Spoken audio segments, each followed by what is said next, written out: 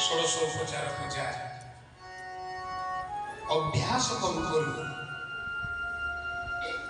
तत्वदर्शी गुरु बहिस्थ अभ्यास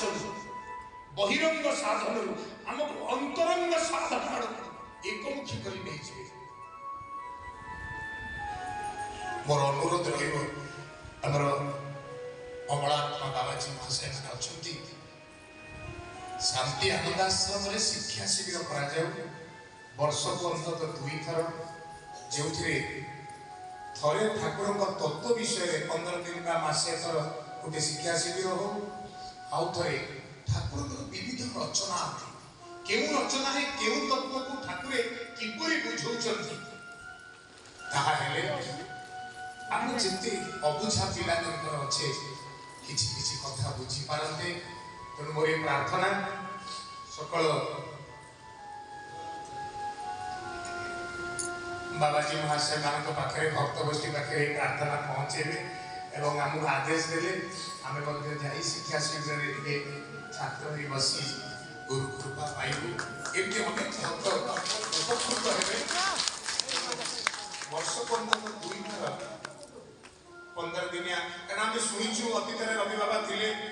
से शिक्षा शिविर चलुला खूब सुंदर भाव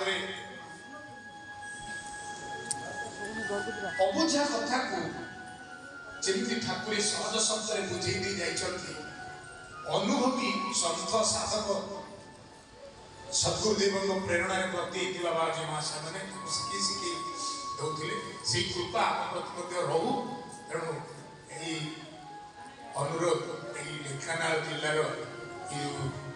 जिला स्तरीय जो गोष्ठी भगवत गोष्ठी हमारे प्रार्थना बोलिए अभिन्न सुंदर भगवान की चंद ठाकुर श्री अभिराम परमहंस की माने बापा माने कहले तो तांको कथा गाइले तो तांको कथा राति पाइबो हेतु डोरी रे माला करी तांको गळारे देई बहिरंग साधना अंतरंग साधना पर्यंत केमिति जीव गति करियो ए तत्व आगामी समय ठाकुर को बाणी अनुसरण रे तमे सुनिबा बुझिबा पाई चेष्टा करिबा 8टा जाय अनुमति थिला